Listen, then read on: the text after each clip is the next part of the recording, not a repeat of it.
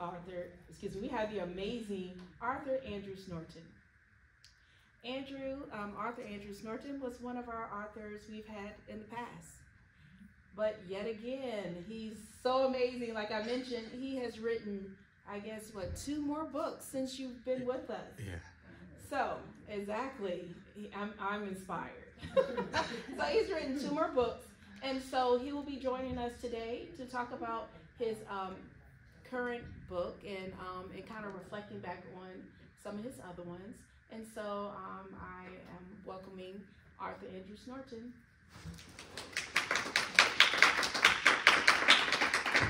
All right, good afternoon, evening, everyone. First, let's give another warm round of applause for our first speaker today.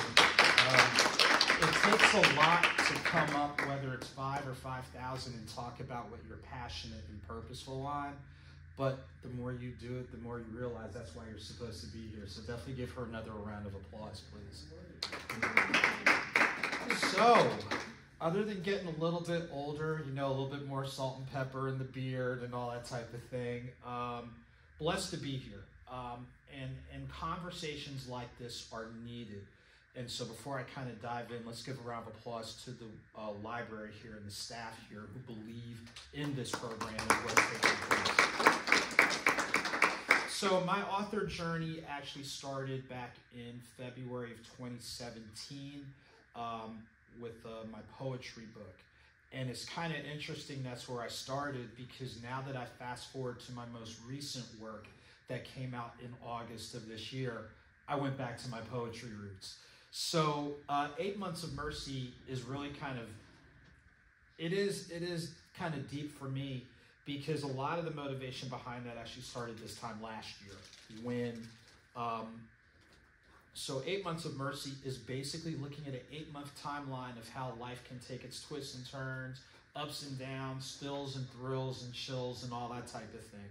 So it's really recalling basically life between October of last year and April of this year, where I found myself about this time a year ago lying on a hospital room, them not knowing if I was going to have heart surgery, which was kind of crazy, because it started off with having pneumonia, to having breathing issues, to going to the hospital, to, oh, we're going to keep you overnight, and then go through all the battery of tests until I did the stress test.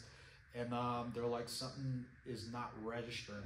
And basically, to make a long story short, they were like, it could either be nothing, some blockage, or a whole lot of something else. And of course, I'm sitting here like, I'm just thinking I had a bad cough, and now this type of stuff happens.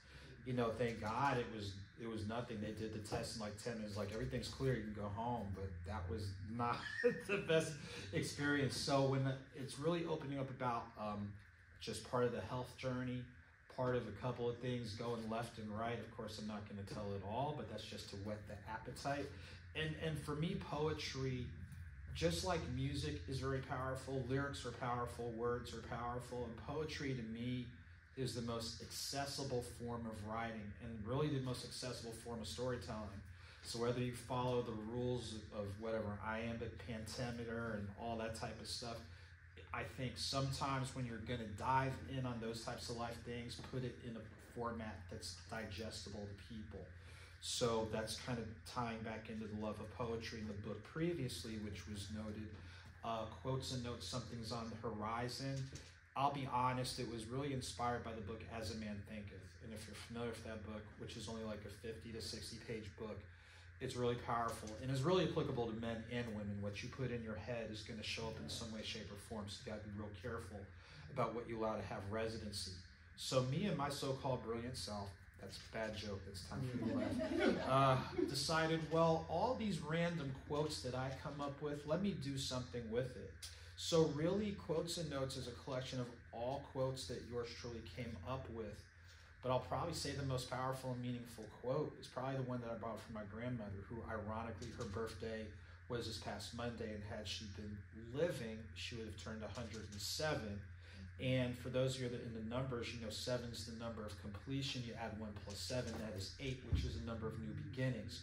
So in that theme, with Quotes and Notes, all the quotes are pretty much original, but better than the quote is the logic and rationale behind it. So you're understanding the thought process, but even better than that is a space for you to journal. So whether you agree, whether you disagree, you want to go in a deeper direction, you want to go in another direction, it is part think piece, it is part journal, but to me it's more of that hard reset that all of us, myself included, can use. So maybe that can be a bridge to having those tough conversations that were alluded to earlier on differentiated instruction. Meet people where they are. Maybe before you meet them where you are, get your mind and spirit right to go ahead and have those conversations.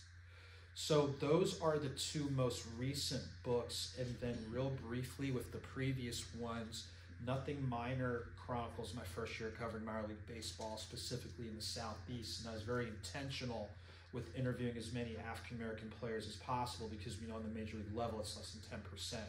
So the blessing, in addition to the player interviews, the game coverage, a number of those players either have or are on major league rosters, some of whom are from Metro Atlanta, one of whom who's from Metro Atlanta, who has retired from the game of baseball only because he is now a college head coach.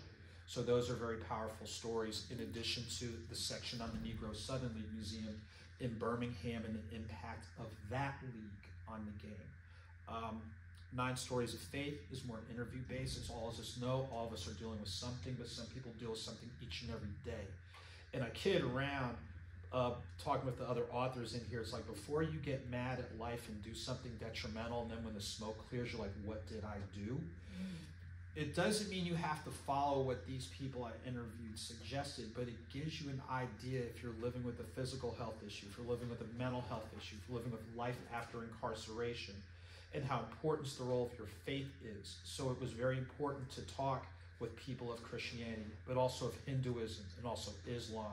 And in the foreword, I use the Islamic greeting, Wassalamu alaikum, alaikum assalam, which is peace unto you and peace back. Now, it doesn't mean you're going to see me on the corner slinging bean pies or the final call, but if someone greets you in that manner, and you think about in church when you pass the peace or expressions of fellowship, there are parallels. So it is part talking about how people maneuver through life's challenges, but the side note is maybe within the faith community, if we have better conversations, we can have better outcomes and figure out that there are some variants, but there are some universalities. So if anyone of Islamic background is going to greet me in that manner, I'll be more than willing to have a conversation with them because they've set the tone. I acknowledge you. And then the first book, Deeper, like I said, is my poetic, I'll say, masterpiece or groundbreaking, only because it's based on conversation with family. But what I did is I know how creative poetry can be and how people are thinking here, but because it's so abstract, you're like way on another island. So if that first book, each chapter is a portion of the conversation so the reader knows the context. And now that you know the context, it's easier for you to dive in and draw connections. So those are the books that I have done thus far that I am featuring. Last but not least, I have an audiobook series, the Author's Mixtape, where it borrows from the poetry, spoken word, music tradition, but everything that you hear on that is freestyle, meaning literally we're in the booth, here's a topic, make something up. So everything was done on one take. So I'll probably have to go back in the booth now that people have said that. So those are the things that I've been able to do. I'm thankful and grateful to have done what I've done thus far, and know there's still a lot that I know, but a lot that I need to know and learn. And you can learn from people in here. So I'll say this to the, quote, younger authors: you have something to share because you're passionate and purposeful about your work. And there's things that you see that people who've done this longer don't see, and vice versa. So we can all learn from each other. So that's my opening conversation. I'm going to open up the floor for some questions and see where it takes us.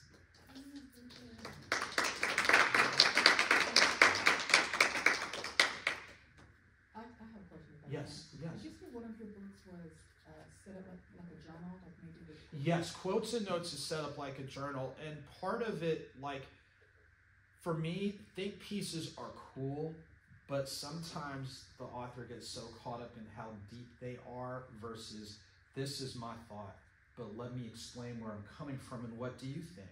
Because honestly, you may not want to go in the direction I'm going in. And that's okay, because you're like, wait a minute. I can see where you're going. I can't go there with you, but let me figure out a path that works better for me. And so that's why I kid around. It's like, yeah, I'm showing a little bit of depth and a little bit of character, and you know, mom and dad did something right way back when. But really, honestly, it is that reset. All of us in here, when life is life, and need to, like the elders say, go sit down somewhere. And like I said before, we have to be cognizant of what we put in, you know, our heads. Some of the quotes are to remind you of the confidence. Even on the keychain that I have here, it's a quote from that book, Embrace Your Greatness, because sometimes you don't feel so great. Sometimes you listen to the wrong voices and you start listening to criticism of people that, like we were talking about, haven't even started on something, but they're telling you how to do something. It's kind of like the analogy I give is when you go to the park and you see the old man with the kite and they're barely maneuvering and that kite looks so fluid, and you see someone that's hooting and hollering and they're getting twisted and tied up like Charlie Brown, who are you going to talk to in order to fly a kite? I mean, it's nothing personal. So again, it is the think piece, and it's the explanation, and then it's like, what do you think? And it's not me telling you what to do, it's here's something for you to think about. So now that you're thinking about it, maybe the whole I'm a little bit more ordered with my steps, or it's more important. Wait to make decisions when your mind is clear versus your mind is clouded. I know I've been guilty of having a clouded mind and doing some dumb stuff, and I'm still here. Trying to get a little bit better so I can get a little bit more gray hair next time you see me. So, you know, the gray wisdom, trying to get wiser. In a library, makes a whole lot of sense. So, yeah, but great question. Hopefully that helps answer. Yes. I have a question. Yes. I'm curious to know, with 8 Months of Mercy, is that the book title? Yes. What were some of your processes? What was going through your mind when you got released from the hospital? Oh, God. Just like, I'm writing the book because I'm still alive? I think the good thing, like the first chapter, and I'll be honest, the first chapter, and this is where in today's times of writing, you can follow the rules, but you don't have to absolutely follow them. Like you have a template, but you can deviate from it. So the first chapter, I have a photo of the IV going through me, but I have it upside down. And people are like, well, that photo was done wrong. No, it was intentionally done upside down because life turned upside down because I didn't know what the heck was going on. Like I said, it went from me having pneumonia to, I remember, like 2-3 days later, after getting the medication for pneumonia, I'm doing a virtual interview because I was supposed to do a book signing at the end of that week, and I couldn't get through that signing. And you're gonna laugh. I went from home to Kroger. This is hilarious. I remember I got some chicken and something else because I'm like, I need to eat. And on my way back, it's like I just couldn't handle it, and I had to have somebody drive me to the hospital because it's like my system was shutting down. Had no idea what was going on. So yeah, and like I said, it really kind of goes through the not so even ebb and flow. So looking at this time last year, that was an upside down moment. I'm sitting here, like I said, I had no clue. It went from one thing to like, wait a minute, you're talking about this. I'm like, where did this happen? And then like kind of the 2 steps forward, 2 steps back, or a great way to look at it from an interview I did with a friend of mine. Sometimes we think because we're not moving big, we're not moving forward, but sometimes you move in inches. And then looking back from that interview I did with her in April, I was moving in inches. I was really moving in inches because I'm taking a couple steps forward. Like really like 2 weeks later, I'm like, okay, I'm fine. I'm gonna travel out of state to cover college football. I didn't even make it 10 minutes and my body shut down. And it was just crazy. So yeah, it's just, you know, opening up and just kind of looking back and reflecting and what you're able to maneuver through. I mean, some people aren't as fortunate as me. Some people, you know, like I say, we don't know what somebody's really been led through or been through, and you just have a different vantage point and different perspective, and you're, not that you're not thankful and grateful, but you get a little heavier dose of humility and sensibility when something like that happens. So that's not the only thing, but that was part of it. You know, thankfully, everything's like free and clear. I just have to make sure that I ride more of a tricycle speed instead of like a 10 or 12 speed. But the youngest in the family, it's like I'm fighting my genetic urges. You know, the youngest in the family, you know how we do, all over the place, and can't sit still and all that type of stuff. And I know you all try not to laugh hysterically, but laughter is the best medicine, so please get well. Yeah, so it's just hilarious. But those are some good questions. Does anyone have any other questions that I can help answer? Speak a little bit about the process. Oh, yeah. Here you are, you just endured 8 months. You know, what like turned on for you to say, you know what, I'm gonna talk about this. I'm gonna write about it. I think for me, part of me wanting to talk about it is, the proverbial people see us where we are, but they don't know we've been led through to get here. And part of it was just looking back at some of the other stuff I've done. When I think about like 9 Stories of Faith, and people open up about what it's like living with bipolar disorder, and how they opened up about how they almost killed themselves multiple times. And one of those times they almost killed themselves, the reason they did is because you called and you had no idea. So I'm like, if really 8 months is probably inspired by 9 stories, if people are willing to open up about life's vulnerabilities and maybe quote what they struggle with or what they deal with, but what they have in place to where I live with this, which is a different mentality than I have this, because if I have this, it has ownership. If I live with it, I know that every once in a while it's going to pop up, but here's what I've got in place. Then it was kind of taking a piece of my own advice based on what I did with 9 stories. Yeah. Other questions that I'm allowed to answer? What do you think is your next project, your next... That's a good question. What's next? So now you're flipping my question on me. Yeah, turn about spiritual life. Because otherwise, if you didn't ask it, you were going to ask it. You were thinking about it.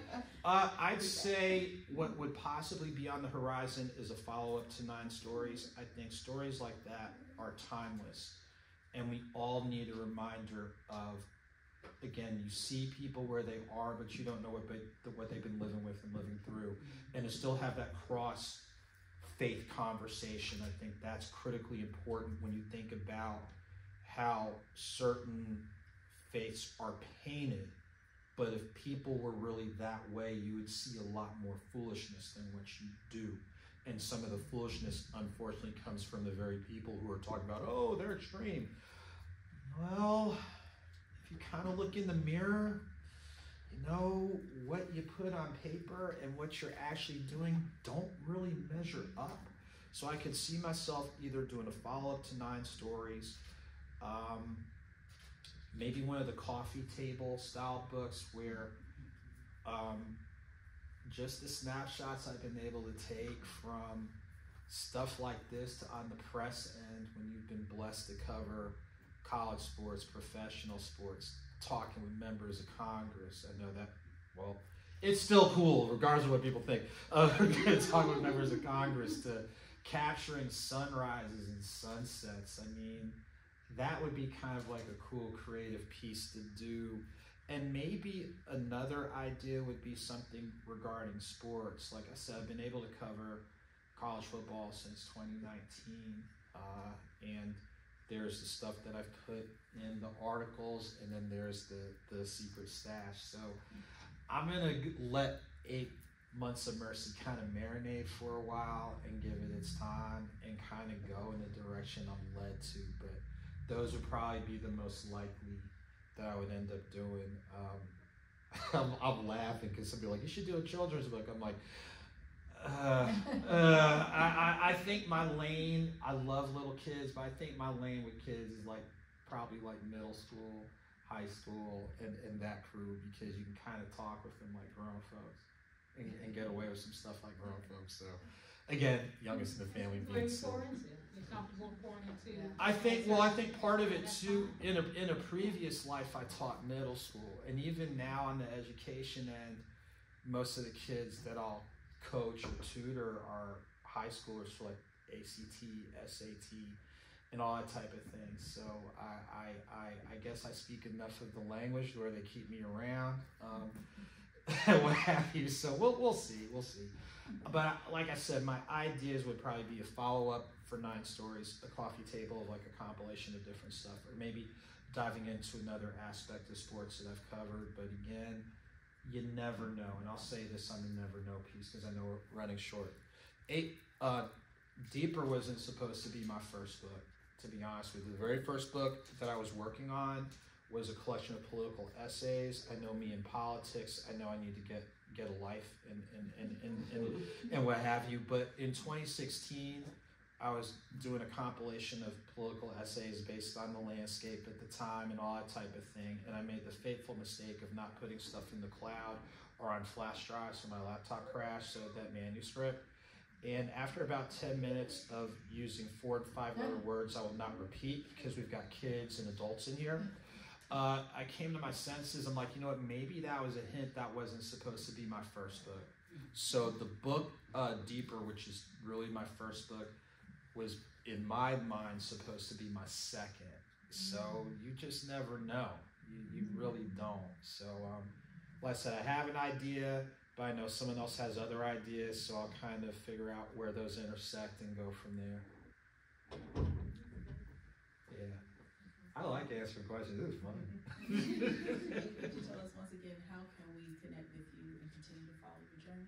Yeah, the easiest way, there's this wonderful tool called Linktree that I'm so proud to use, so that way I don't have to recite all the platforms. But if you go to my Linktree, linktr.ee/AuthorASnorton, and on the palm cards, the QR code will take you straight there. It houses like my social media, my Facebook, Instagram, Twitter, YouTube, the Amazon page, Blue Sky, fan base, and whatever other stuff is out there, website, and a few other interviews and things of that nature. But seriously, just when you get a moment on your browser, linktr.ee/AuthorASnorton, and then based on the social media platforms that you typically use and follow, you can just add accordingly. I think that kind of makes it, for me at least, easier to remember and a little bit easier for people. All right, cool. All right, thanks. All right, thanks.